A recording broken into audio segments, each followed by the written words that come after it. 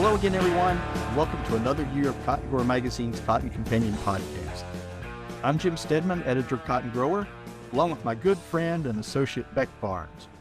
We trust everyone had a great and safe holiday season. And for those of you that follow such things, we hope your favorite college football team did well in their bowl game, provided they made a bowl. Beck, I trust holiday week was a lot of fun around your house with a mobile 1-year-old.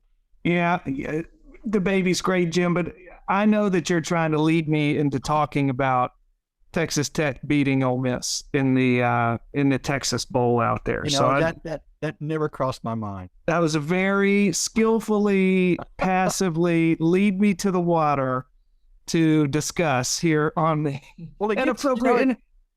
to be fair, appropriately enough. I mean, this is the Cotton Companion.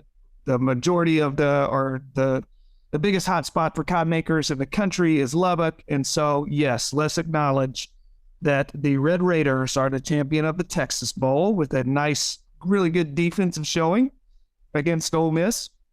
And tip of the cap to the Red Raiders out there. I think as long as we have cotton producing states represented, oftentimes playing against each other, and it gets tricky. But we'll see. We're by the time this program is posted, we'll be through the national championship game, so we'll know whether the state of Texas or the state of Georgia will have the bragging rights for. That's right. Yeah, for that championship. So, yeah, that's kind of a big cotton game too. Texas versus Georgia. It certainly is. Definitely. But no, you mentioned the holiday weekend here in Memphis, like everywhere else, Jim. We were dealing with, what did they call it? The bomb? Yeah. The bomb cold snap? Bomb cyclone? Bomb cyclone, the cold snap, which if you were inside the loop here in Memphis, Jim wisely is just a little bit outside the loop down there in the Mississippi suburbs. But anyhow, inside the loop, we had rolling blackouts, and then we had a boil water notice for the week of Christmas, which, wife's trying to prepare to host family on Christmas Eve, and the lights keep going out and we can't have water. Let me tell you, it was an adventurous Christmas week up here, Jim. That's why they have candles for Christmas, Beck. It got us in the spirit, it got us in the Christmas spirit, have candles around. A throwback Christmas. Well, I will, my family made the trip up north. My wife is from Northwest Illinois, and so we were up on her family farm just in time for the 36, below wind chills and, whiteout conditions and things like that.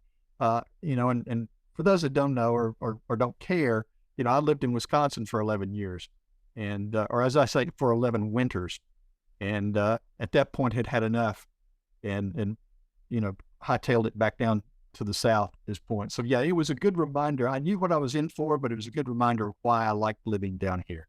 Yeah, it wasn't just super fun down here that week either. You couldn't escape it. Truly, I know wherever our listeners are, you guys probably have similar stories. It was a historic weather event there Christmas week.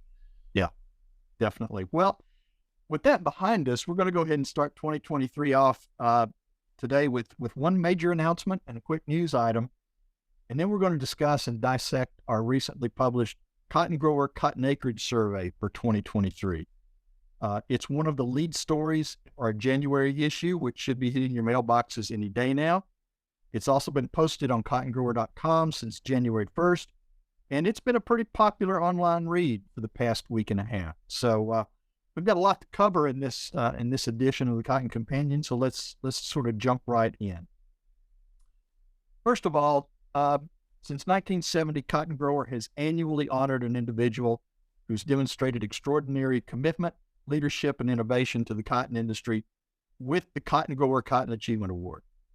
Now, during those years, we've honored 52 individuals, ranging from growers and ginners to researchers and tinkerers. And the one thing they've all had in common is they're movers and shakers in the U.S. cotton industry. And we always start the new year recognizing our latest recipient. So without further ado, we're pleased to announce that Jimmy Sanford of Prattville, Alabama, is our 2022 Cotton Achievement Award honoree. If you ask people who know and work with him on a regular basis, they'll tell you he's been a voice of reason and action for decades in the industry, and he's still going strong today. Just a quick background. Jimmy is chairman of the board of Home Place Farms in Prattville. He's a fourth-generation cotton producer whose great-grandparents established that family farm back in 1881. He's a past president of the National Cotton Council and Southern Cotton Growers. He has served as chairman of the Alabama Cotton Commission for more than 30 years. He also helped organize and currently serves as president of Autauga Quality Cotton Association, which is a marketing co-op serving growers from Texas to Virginia. And he's also chairman of Choice Cotton, which is the only stock-owned producer cotton merchandising company. And by the way, he's also served on the board of Alabama Power for almost 34 years. So with all of that, he still found time to manage the 4,000-acre family farm. And that farm comes with a proud lineage and history of service to the industry and to local activities. Jimmy's been the driver behind several key cotton industry initiatives, including the Upland Cotton Loan Differentials as part of the 1981 Farm Bill. He worked to get cottonseed designated as an other oil seed, which ultimately evolved into the current seed cotton program in the 2018 Farm Bill, and he's a continuing champion for the boll weevil eradication funding. Jimmy will be the first to tell you he does not like the spotlight. He considers himself a leader servant who's much more at home working behind the scenes to help build relationships and consensus for the cotton industry. Obviously, there's a lot more to Jimmy's story than we can tell here. So be sure to check out the article in the January issue of Cotton Grower and online at cottongrower.com. We'll be presenting the award this year to Jimmy during a special luncheon on February 24th here in the Mid-South Farm and Gin Show in Memphis. And you can watch for coverage of that special event as well over the next few months. Yeah, Jim, well said. It's a hard task you just took on to summarize somebody's, decades-long career, storied, accomplished career in the industry there in a few paragraphs, a few minutes. But you did a good job there. And man, we're excited to hand Jimmy this award right here in Memphis, in downtown Memphis, at the Achievement Award Luncheon, we should mention, sponsored by the great folks at Americot and Next Gen Seed. We appreciate them helping us put that little event on, and looking forward to meet Jimmy. Jim, I know you've got down there at Prattville and shook his hand and got to know him, and I'm excited about getting to meet the man himself. That's one of the best part of the jobs over the years, is meeting the guys and gals who we may honor with the Cotton Achievement Award. They're always standout people, and just a joy to get to hang out with them. Yeah, and for us, I think I've told people, I think the January issue is always one of my favorite issues, because this is where we talk about the cotton. We talk about our award winner, and it's a great way to start the year with such, it's a nice start, because you're coming in and you're talking with someone who has been so involved in the industry, and not just from a professional perspective, but getting to know them on a personal level as well. It's great to sort of keep building this fellowship of award honorees over the years, and also add it to your list of friends, because in most cases a lot of these honorees have become good friends of Cotton Grower, and it makes that much more special. Yep, no doubt. We've got one quick news item I want to cover. In our last podcast, we reviewed Delta Pine's recently announced class of 23 cotton varieties, and I believe there were 5 varieties listed for introduction in 2023. And since that time, Phytogen has announced that they're going to be advancing 2 new cotton varieties for 2023. Phytogen 415 W3FE, broadly adapted mid-maturing upland variety with a medium plant height and moderate PGR requirements, with resistance to root knot nematodes and bacterial blight. It also includes, obviously, the Enlist cotton trait and the Wide Strike 3 insect protection, and it has demonstrated solid performance and high yield potential in multiple company and university trials across Texas. The other variety is Phytogen 861RF. That's a new Pima variety that offers another jump in yield and fiber quality potential to Phytogen's really strong lineup of Pima varieties. The variety includes the Roundup Ready Flex for weed control and also offers excellent tolerance to Fusarium race 4, which is a big issue out in that market.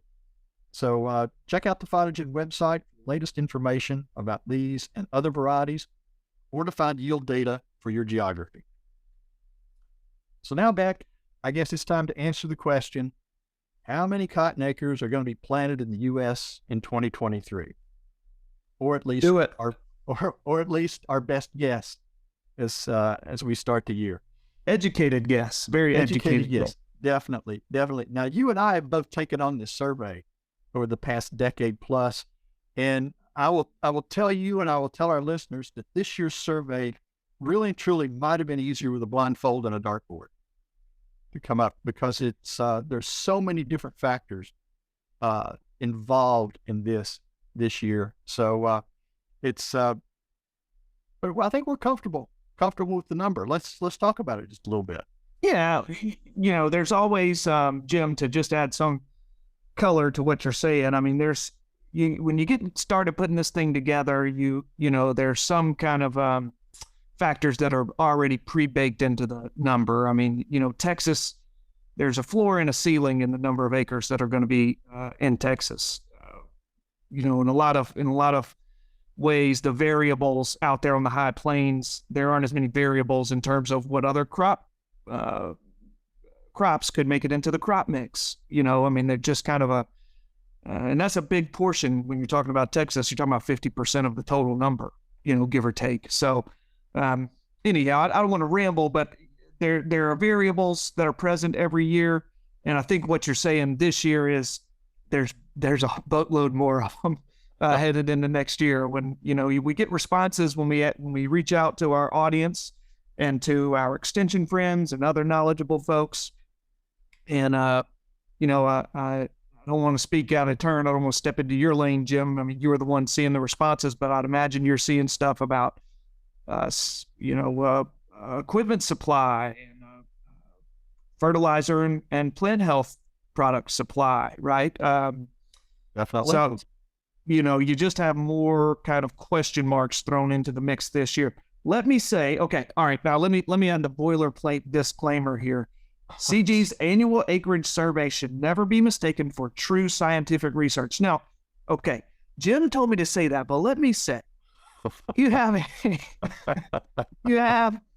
two brilliant data analysts, University of Tennessee's Mr. Jim Stedman and Ole Miss's Mr. Beck Barnes. I mean, we're just basically mathematicians. Obviously, I say that tongue in cheek, but the council, to be sure, the council's and USDA's numbers that come out later are very thoroughly researched and analyzed, and data collection numbers that they put out. And we're going to hear from the council and USDA over the next few months in terms of how much acreage is out there. Our survey is based on input and conversations with our readers, with state cotton specialists, with economists, and other stakeholders with U.S. cotton. It's a reporting job that we do, and we try to do our best with the information that we get. Okay, let me give you, so there's the boilerplate disclaimer. Let me also say, in 2020, our number was, and this is my fault, I didn't look up 21 or 22, but I think 2020 and 2019 were the last two that I was kind of handling. And so I know that offhand, the number that we projected in 2020 was 12.082 million acres. And then in June, USDA put out their final acreage number. It was 12.2. So, I mean, we're right there. It's like, as Jim, you said earlier, it's horseshoes and hand grenades. We're pretty darn close to that number that USDA, the final number USDA put out. The year before, our number was 13.66. 2019, we projected 13.66 million acres of cotton in the U.S. A couple months later, USDA comes out, their number is 13.8 million. So, I mean, we're right there. We're very close. I stand by the numbers that we put out, long story short. Well, and just, to fill in the blanks beyond that, for the last 2 years, for 21 and 22, we pretty much have been right on it.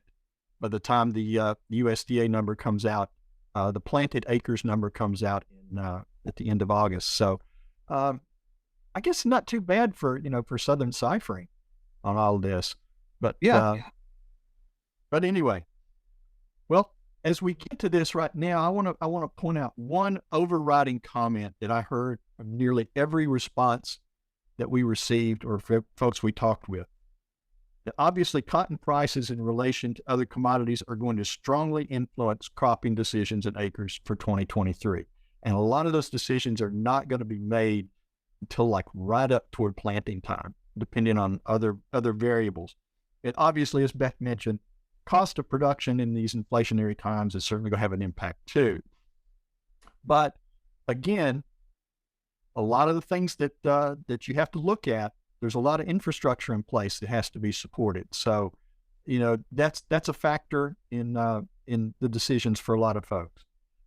In some parts of the country, Georgia, we have a peanut cotton rotation every year. So take that rotation into consideration. Is it going to be a higher peanut year, or is it going to be a higher cotton year? But either way, it doesn't impact the acreage substantially from that. But anyway, that said, and based on the information that we have in hand, U.S. cotton growers are projected to plant a total, and this is Upland and Pima together, drum roll, of 11.57 million acres in 2023. That's a drop of roughly 1 million acres from USDA's planted report last June, or basically a 7% decrease. And like I said, it's really not surprising. So we're going to talk about what our respondents told us sort of on a region by region basis here. Yeah.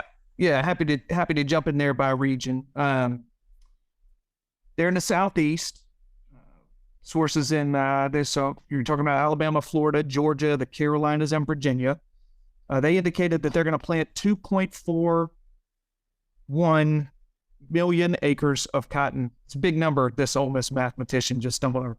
2.412 million acres of cotton in 2023. That represents a 4% decrease in acreage from 22. And as the number indicates, acreage across the region should hold relatively flat, maybe moderately down, due again to mainly market prices and input costs. It'll be a familiar story as we go across the belt. But Alabama is the only state in the Southeast that is anticipating a moderate increase in acreage for 23. Most of the Mid-South states are projecting slight decreases as well for 23, but those losses appear to be offset by slight increases in Arkansas and Mississippi. When totaled, survey results show 1.86 million acres in 23 across the 5-state Mid-South. So fairly healthy number for the Mid-South. Yep. Those numbers were, actually, those were the easy numbers. Yeah. Yes. When you move to the Southwest, this is where projections start getting a little tricky. After anticipating more cotton acres in 2022, obviously, and sadly, the Southwest was hammered by drought and heat all season, which resulted in a high percentage of insurance claims and abandoned acres. So based on our survey input for this year, Kansas, Oklahoma, and Texas growers anticipate planting 6.53 million cotton acres in 2023. That's down roughly 16% from the planted acres in 2022. Now, most of this region over the last month and a half have received some okay rainfall, but to date it hasn't been enough to really reduce the overall drought levels that are still there. Obviously, there are still concerns about how much soil moisture is going to be available at planting. When you move farther out west, grower decisions on cotton in California, Arizona, and New Mexico hinge entirely on water availability or the lack thereof. Water stresses for that region last year were severe. And although as we record this, we're watching, California in particular is getting some major rain. They've had some major snow events since we published a survey, and everybody, fingers crossed, we're going to see some improvement heading into 2023, but I think the jury's obviously still out on that at this point. So optimism about the chances in this region this year was not real high. Projected acreage decreases ranging from 20% for Pima acres to as much as 40% for upland acres. That pencils out to roughly 261,000 total cotton acres for 2023 across those three states. That's a 14.7% decrease, or roughly 45,000 acres. Some of those may come back. We'll just kind of have to wait and see. But I think, Beck, one of the things that's really interesting in this, in talking with some of our economist friends,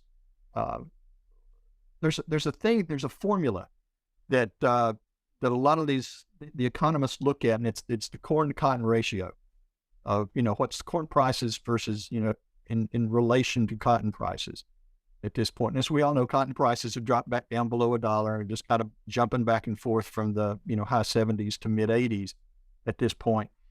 And in talking with them, they will say, yeah, if you look at that normal ratio, corn cotton ratio, the best they can factor into it's like 9.6 million acres for cotton for this year.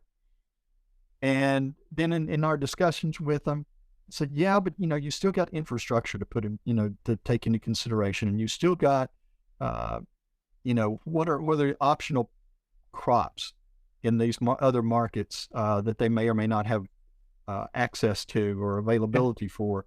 Water availability. Yeah, or water availability. Plus, just you got to take into consideration that the normal natural optimism of a cotton grower. It's what they do. So in from that perspective, I think you're seeing a lot of some of the other folk kind of coming around a little bit. Like, yeah, this might be the year where this normal formula is the base you start with, but other factors are going to add more acres to it. I think one of the things we're hearing out of West Texas at this point is a lot of wheat was planted as a cover crop, as normally happens out there, up until the big freeze of Christmas. Things were looking pretty good. Wheat prices were also up, and there was some discussion that a lot of growers may just let those wheat acres, actually grow on out and harvest rather than cut them down and do crop destruct as they go into plant cotton. Don't know what's going to happen with that at this point. I don't know how those acres fared coming out of the frigid temperatures and everything. The other factor on this is the break-even price. Where do growers consider the price they have to have in order to break even or make a profit on it? And Beck, you and I have talked to, I think for a long time, the standard was, 75 cents, 70 to 75 cents. Market price, a grower could pencil that out and make some money. Considering the high cost of inputs and everything else, I asked some folks, what's probably the break-even price right now? And that number sits somewhere in that 80 to 85 cent range.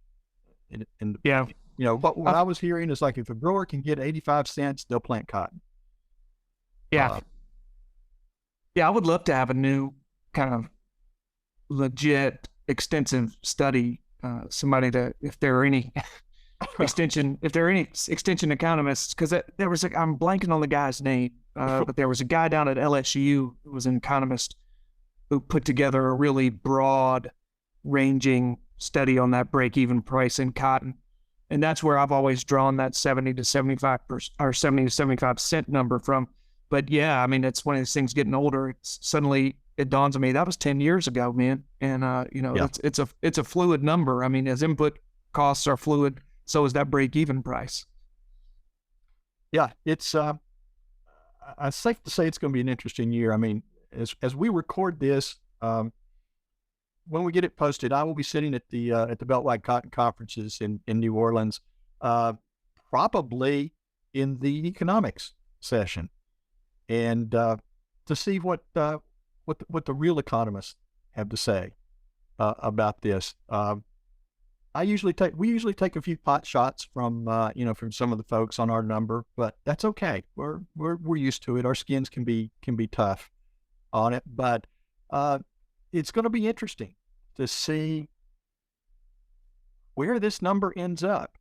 I know our friend John Robinson out at Texas A&M sort of sometimes likens his job to a meteorologist.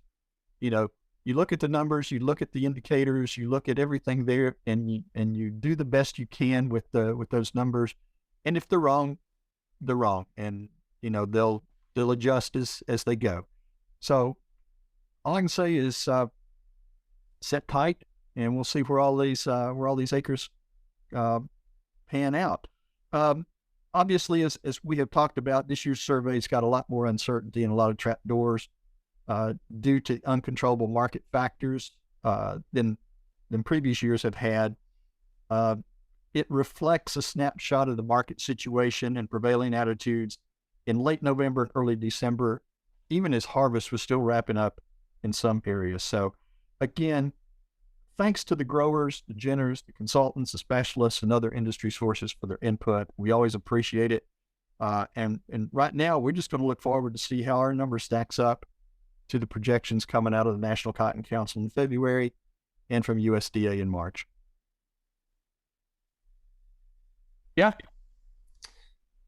All right. Well, Jim, been a good episode here. We did been a while since we had one of these where it's just your devoted hosts here. Audience it was just Jim and I. We had no big interview, and I think it's been a good one. It's always the time of year between that Acreage survey and the Achievement Award winner where we got a lot to talk about. So I was happy that we approached this episode in this way. So always a good way to start the year. Yeah. I guess we should say Happy New Year to everybody. That's true. It's our first one of the new year. Also, Happy New Year to the cotton industry. Here's to a great year. So that's going to do it for this initial episode of the Cotton Companion. As always, we want to thank our dear listeners for joining us, and we hope that you enjoyed this episode. If you do like what you're hearing on the Cotton Companion, do us a favor and spread the word, tell your friends about the podcast. Here's where and how they can find us. You can find the Cotton Companion in 3 easy ways. First, go to cottongrower.com/companion, or simply click the podcast tab at the top of the homepage. Second, subscribe to our channel on iTunes or wherever you find your podcasts these days. And 3, sign up for our weekly e-newsletter, the Cotton Grower e-News, that's delivered to your email inbox every Tuesday morning. You can do that by going to cottongrower.com/subscribe. Also, be sure to follow Cotton Grower on social media. We are at Cotton Grower Mag on Twitter, and on Facebook, you'll find us by searching for Cotton Grower Magazine. Cotton Companion Podcast is produced twice monthly by Tyler Hatch and Kim Henderson, our talented colleagues at the world headquarters for Maestro Media Worldwide in lovely Willoughby, Ohio.